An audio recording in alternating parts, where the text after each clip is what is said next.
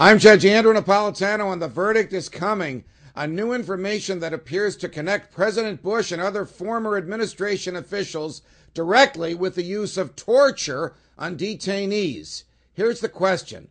When and what torture techniques did President Bush authorize, and should the former president be held accountable for these authorizations? Here are the facts. The New York Times published a very troubling piece this past week. It was the result of weeks of interviews with about a dozen former high-ranking officials in the Bush administration. I am told by a neutral and reliable source that the history reflected in this piece actually did occur. Thus, we now know that in 2002, President Bush authorized the CIA to use its now infamous 10 techniques for extracting information from reluctant detainees. We also know that he withdrew that authorization sometime in 2005 out of a concern that the techniques were fruitless or illegal or both.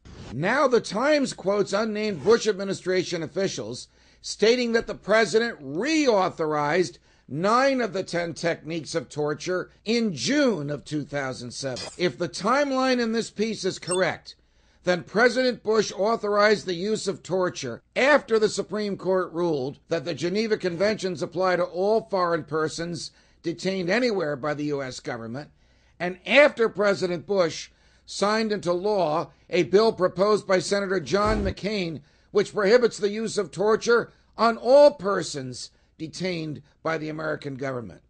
The Geneva Convention that applies to non-state, non-uniformed actors prohibits their captors from touching them other than to move them about in a prison environment.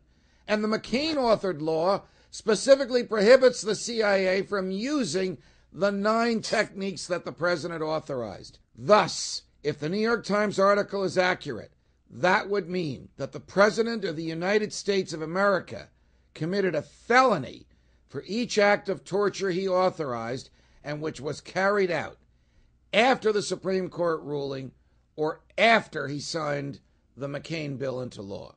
Here's what I think. Will anyone in the government do anything about this? Is it right? Is it proper for the Obama administration to prosecute someone in the Bush administration for doing what they thought was right? My answer is yes. We are a country of laws and not of men. And when people break the law, no matter what their motivation is, they should be prosecuted.